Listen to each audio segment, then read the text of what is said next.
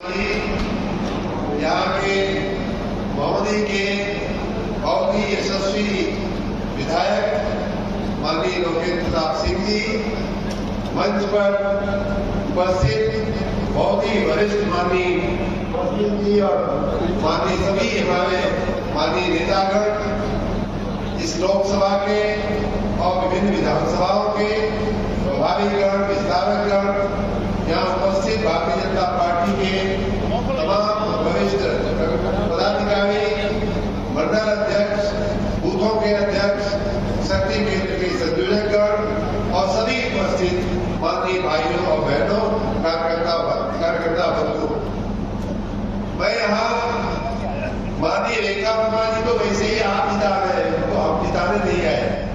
अब तो सर पूछिए तो आप लोगों का दर्शन करने के लिए आया है। मैंने जब सुना ये एक ऐसी जगह है कि जहां भारतीय जनता पार्टी के पेड़ है, जो वृक्ष है, ये जितना पुराना शायद यहाँ केतकी का पेड़ होगा, उतना ही अगर देखा जाए तो भारतीय जनता पार्टी की भी जड़ें यहाँ दोबारा में मोहम्मदी में उतनी ही मजबूत से उतनी गहराई तक गई हुई।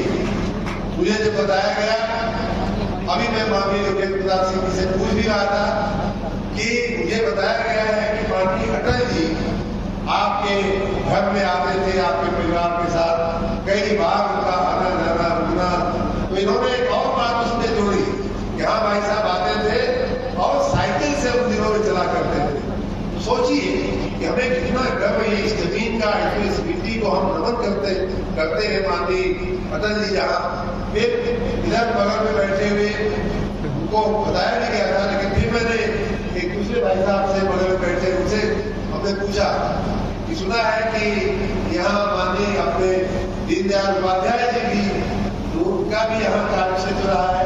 उन्होंने बताया हाँ, जब पहली बार पूर्णकालिक बने तो सबसे पहले उन्होंने अपने कार्य का प्रारंभ जो है इसी धरती से, इसी मिट्टी से किया था।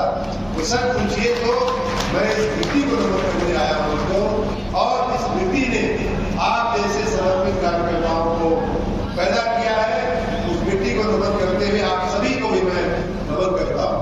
आप सबको याद होगा कि जनसंघ के समय से भारतीय जनता पार्टी की जड़ें यहाँ इतनी मजबूत है कि ज्यादातर जो विधायक हुए हैं, अभी दो बार माननीय रेखा वर्मा जी स्वयं सांसद रह चुकी है, दूसरा टर्म माननीय लोकेन्द्र प्रताप सिंह जी का विधायक के रूप में है, और इतना ही नहीं, इस लोकसभा के पांच जो विधानसभा के घटक है, उनमें सभी में हमारे इस क्षेत्र की जनता ने, इस क्षेत्र के कार्यकर्ताओं ने भारतीय जनता पार्टी के विधायकों को जिताया है। तो इस बात के लिए कि आपने भारतीय जनता पार्टी नाम के इस वृक्ष को इतना मजबूत बनाया है, इतना अच्छे से सींचा है, उसके लिए एक बार जोरदार तालियां मैं भी बजाता हूँ। आप सभी अपने आप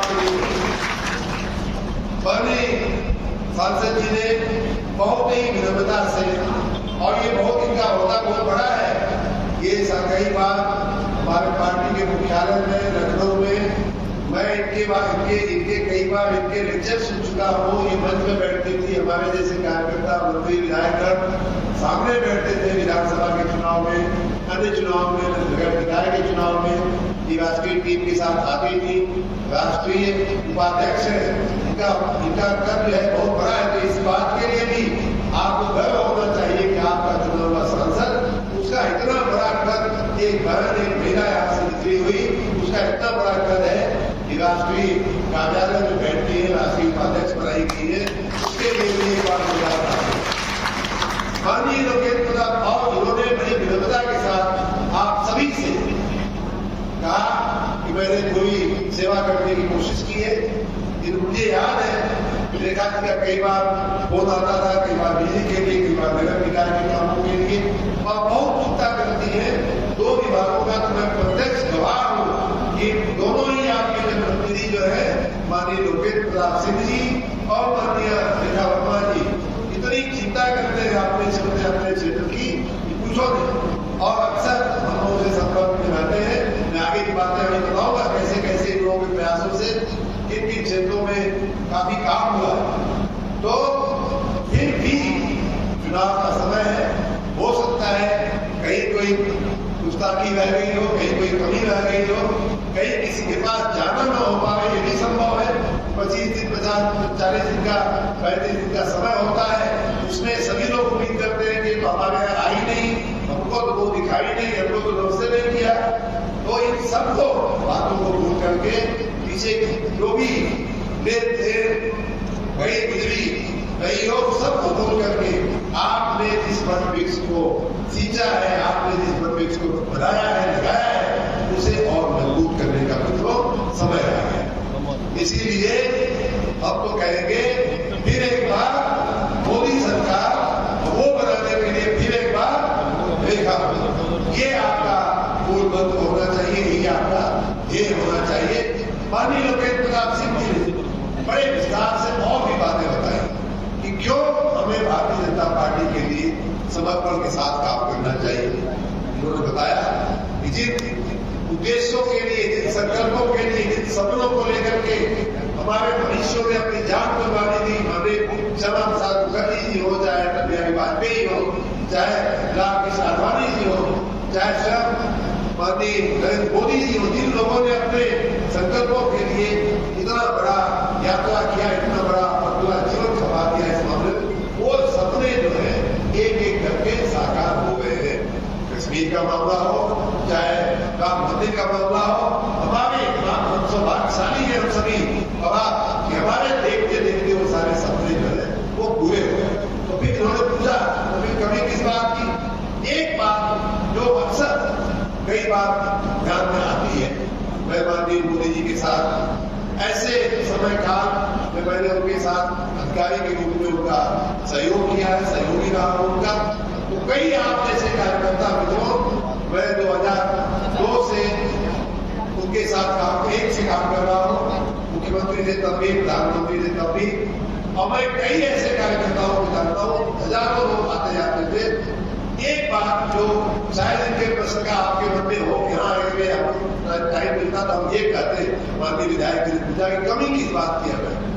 हो सकता है कभी इस बात की आपको लगती हो कि हमारा क्या कश्मीर हमारे देश का अखंड भाग बन गया, तो उसमें हमारा क्या?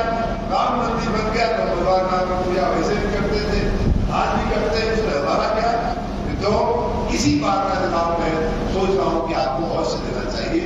तो ये जवाब ये है, मैं शुरुआत करूंगा अपने अधिकारी कालखंड से।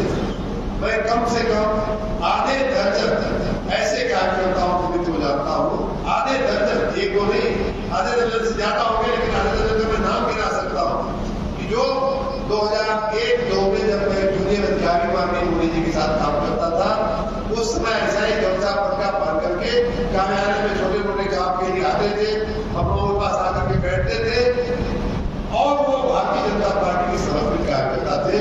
उनमें से कई कार्यकर्ता आज केंद्रीय मंत्री बनकर के बैठे हैं। ये भारतीय जनता पार्टी की जो सरकार है, जो पार्टी है, इसके संस्कार ये है कि जो मंत्री बनता है, यहाँ जो सांसद खड़ी है, वो मोदी जी की रिश्तेदार नहीं है कि तीसरी बार इनको टिकट मिला है। लोकेन्द्र प्रताप सिंह जो दूसरी बार विधायक बने, दूसरी बार टिकट मिला, वो कोई मोदी जी के अमित शाह के रिश्तेदार नहीं है कि इनको टिकट दिया गया। इनकी खूबी और इनकी शक्ति ये थी, ये अच्छे कार्यकर्ता। लोकेन्द्र प्रताप सिंह जी बता रहे थे कि बूथ अध्यक्ष से लेकर के जिला अध्यक्ष तक की यात्रा करने के बाद आज जो प्रदेश के यशस्वी विधायक है, आपके क्षेत्र के यशस्वी विधायक है, आपकी सांसद, तो ये पार्टी जो है ये कार्यकर्ताओं की पार्टी। अभी भरती को माला दे रही थी, भरती आगे बैठी है, तो किसी ने बताया कि चाय की दुकान लगाती है। तो मैं यही कहना चाहता हूँ कि अगर चाय बेचने वाला देश का प्रधानमंत्री बन सकता है, तो चाय बेचने वाली देश की भी राष्ट्रपति बन सकती है, प्रधानमंत्री।